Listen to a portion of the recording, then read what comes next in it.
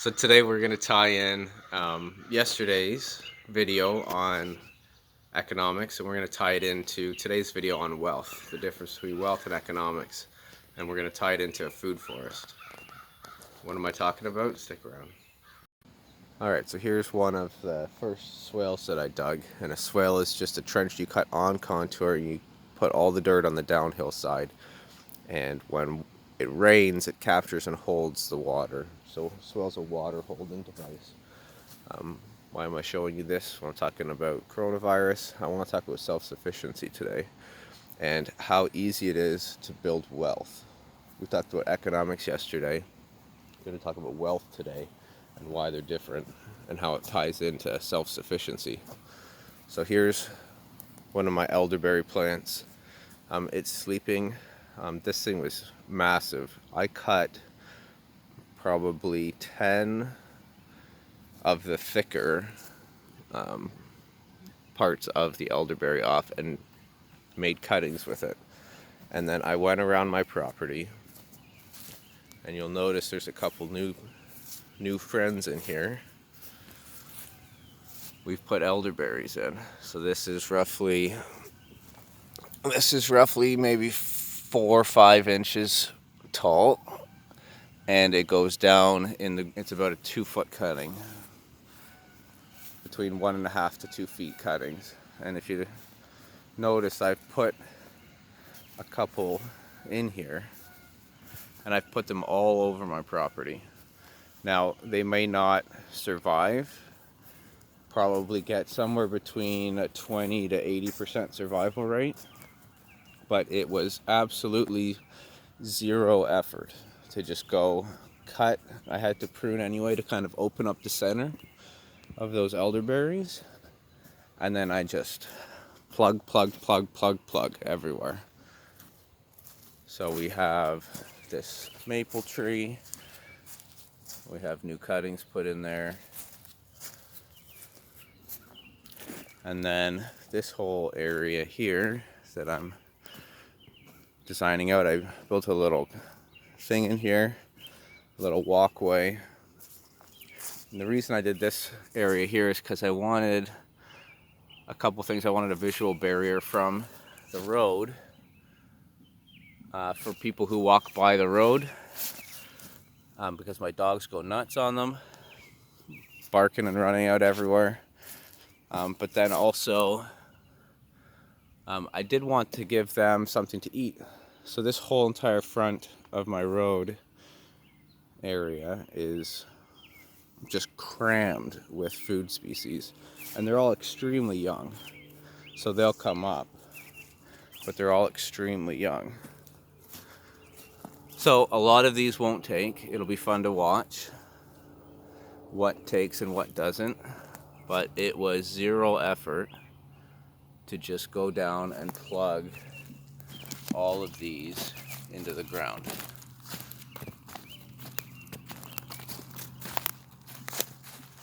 It's roughly every foot. This whole area crammed full of food.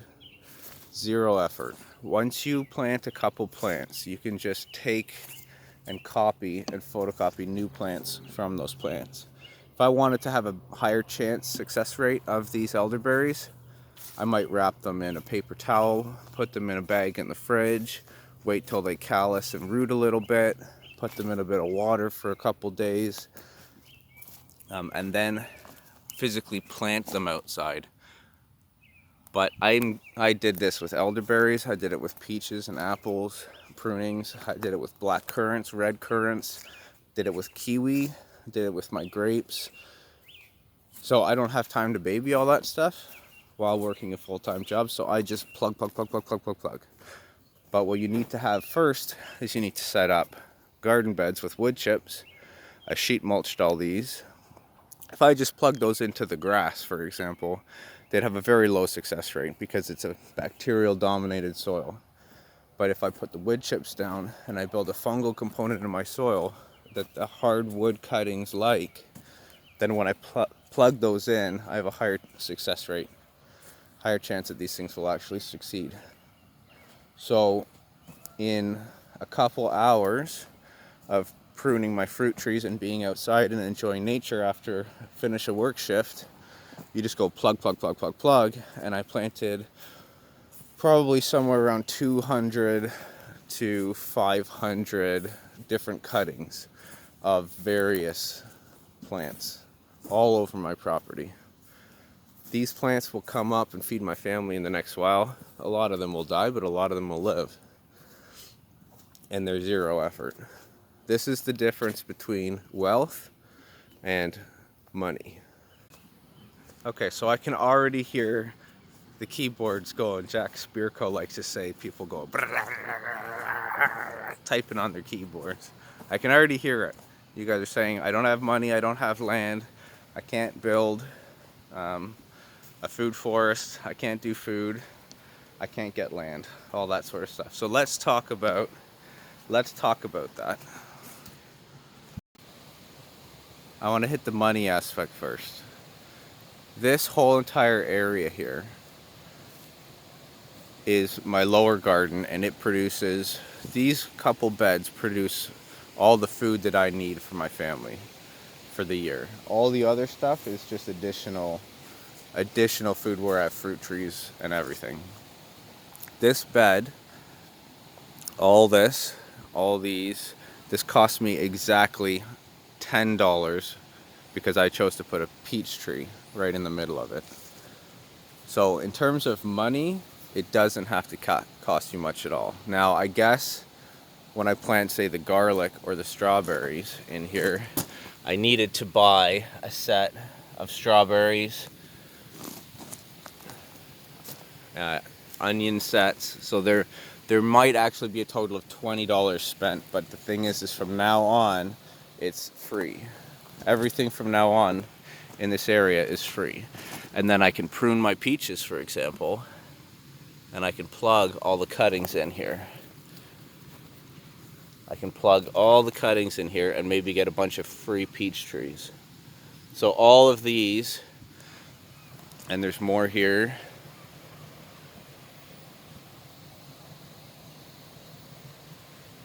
Oh, my stabilizer's going crazy. All these totally free and all came from this peach tree. There's another set in there. There's another set in the back there. There's another set in here. Tons and tons of potentially free peach trees. Now, they may not be perfect. For peaches, you're supposed to get cold hardy rootstock. You're supposed to graft onto the cold hardy rootstock. But for me to just plug them in, totally free. For me to build this lower garden area was totally free. I just needed to do it. Okay, so let's talk about land and how coronavirus economic issues could potentially solve the land issue. Here we are in a pawpaw grove. I'm going to build these guilds out a little more. They were quite fleshed out last year. Even though they maybe look really thin, I want to expand the wood chips out. But this area gets a ton of leaf litter anyway, so it's going to kind of fungally transition. So it's been a low priority.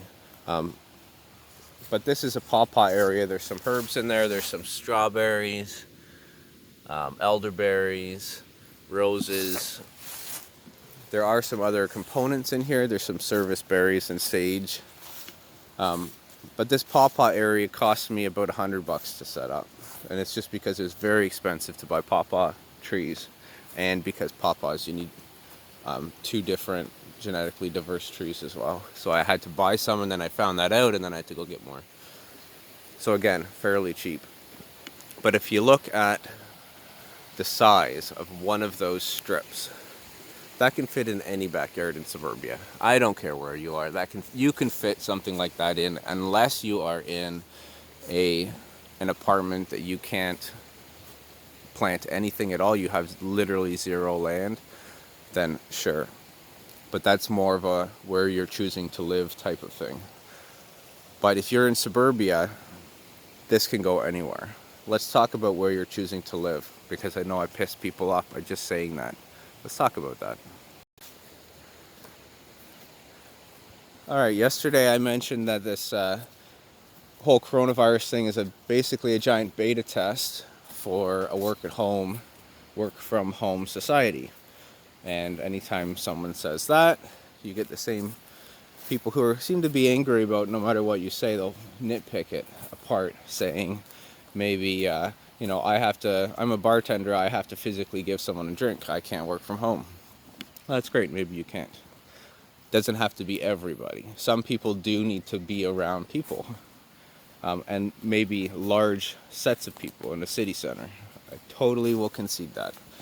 However, there are a lot of people that currently live inside every single major city center who have to commute into work to do a job in an office building where they could 100% do the entire job from home.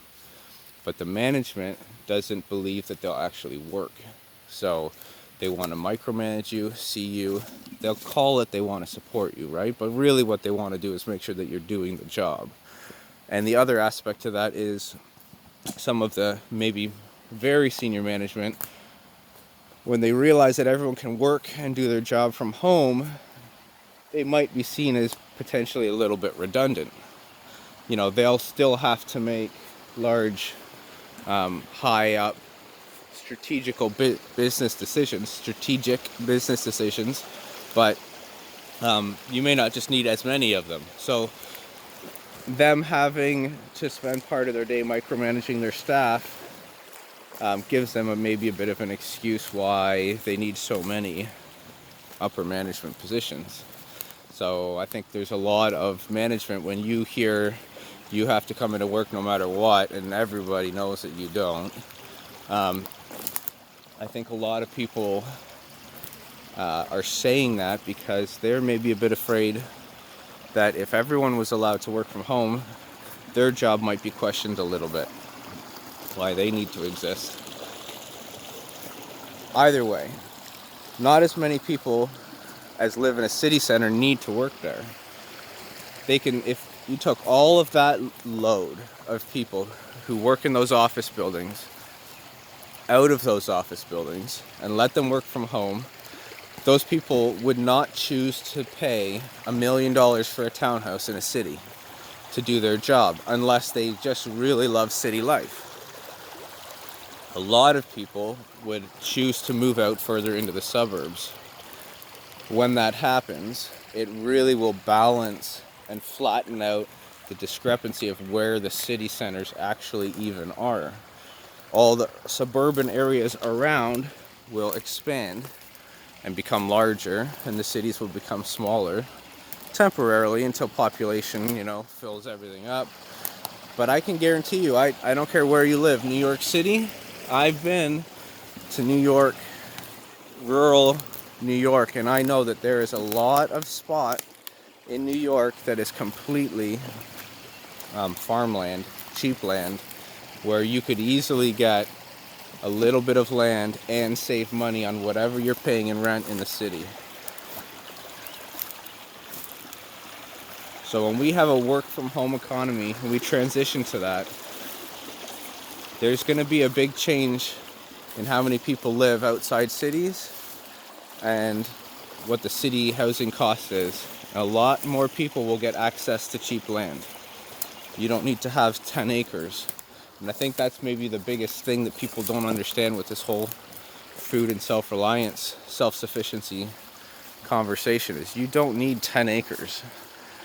I have 4 acres, and I'm now walking through the lower 2-3 acres of my property to show you that I have done absolutely nothing with this area. I'm growing all the food that my family could ever possibly eat. I'm growing so much food that I can give it away for free at the end of my driveway on a table that says free food, pay what you want, even if that's zero. And I have acres and acres and acres of land that I could still come and turn into production. This whole area could be a lower food forest garden, and maybe if you watch this channel for another 20 years, you'll see that I maybe have planted some of this out. But for now, I've been going at this for almost 5 years now, planting constantly every day after work, and I have maybe an acre planted out, but it's little pockets of a tenth of an acre here and a tenth of an acre there. You can absolutely take a suburban plot and grow everything that you need on a tiny little piece of land. You don't need so much as much land as you think you don't need, and you also, if you work from home and this works, land prices will become more affordable. And the actual planting of trees, people think it's expensive to run a garden. That is complete insanity. It is not at all. In fact, when done properly, the way that I teach and the way that other permaculture designers teach, when it's done properly, the money that you put into growing your garden will make you money every day for the rest of your life. My food forest cost me total somewhere around $1,000, and it has easily made me $2,000, maybe up to $4,000 in free plants, free food in only a short few years. It absolutely becomes a money-making machine, and it turns your house from a home into a homestead. It turns your house into something that costs you money and is a liability to something that generates you wealth. Okay, my lower area. This is something I did last year, so it hasn't come into production making me food yet. This total area cost me roughly $40. And the items that cost me money were peach, and there's a fig in the corner there, and a couple $1 bare root cutting service berries. Everything else was propagated off of stuff that I'd purchased in that $1,000 that I said that I'd bought before. So these are photocopies. This whole entire area is carpeted with clover as a soil builder. The clover seed was captured and taken from my existing clover. There's tons of strawberries planted all here. Elderberry and currant cuttings. Like I said, I poked these in absolutely everywhere. Raspberry cuttings. There's raspberries all in here. Bunch of herbs in this front area. I plugged in a bunch of willow cuttings as well from this willow stump that I kept saying that I would, let me walk up to there, kept saying that I would clean it up, and I finally did. And then I plugged the cuttings everywhere. Willow roots really well. Willow's a great fodder tree for if you have chickens, free food, chickens, ducks, goats, pigs, they love eating willow. Good way to get free food. And this is what I'm talking about with wealth, the difference between wealth and money. This whole system cost me roughly $40, maybe $50. And this entire system, when it gets going in another year or two, at least the smaller bushes will produce even now strawberries and raspberries, and the fig might. This system will produce more than that every year for, who knows how long. At least 20 years, lifetime of each tree, but I can infinitely propagate them as well. I can do cuttings, root them, pot them, and sell them at the end of my driveway as more people get into this kind of lifestyle. This is what wealth is. This is how you build wealth, and that is the difference between money and wealth. And the best part about this is the stock market's crashing. But do you think that this system, do you think this peach tree fell 30% in value? So you disconnect yourself from the global markets. You can still invest in them, but you're not impacted by them. Your whole retirement fund, this is my retirement fund. I also have investments, but they could all go to zero. I still have a retirement fund because when I retire, my cost of living is going to be almost zero. That's going to tie into, I don't have enough time in this video to talk hardcore about self-sufficiency. I mean, there's a guy like Jack Spirko who's done 10 years and 2,000 plus episodes on self-sufficiency, so I can't amend it into the end of a video. I'll do a briefer on things that I've internalized from his podcast and incorporated into my life. And I'll do that maybe tomorrow. That'll be tomorrow's series. For now, I have to get back into work. So for now, this episode really talked about tying in yesterday's concept of how the make-believe economy that we live in, where the controlling authorities can just print whatever they want and they can bail out whoever they choose and grow the wealth gap, how if you're going to sit there and play that game, you're going to get hurt. And in order to protect yourself, and in order to just simply live a better life, you need to exit from that game, and you need to stop worrying about money as much. You're going to use their tool of money, but you're going to build wealth instead. Patches of raspberries, cherries and hazelnuts sprinkled everywhere.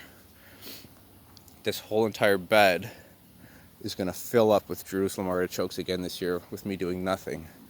We have some more woody plants put in there this year, some service berries. Those are actually hazels. These are hazelberts.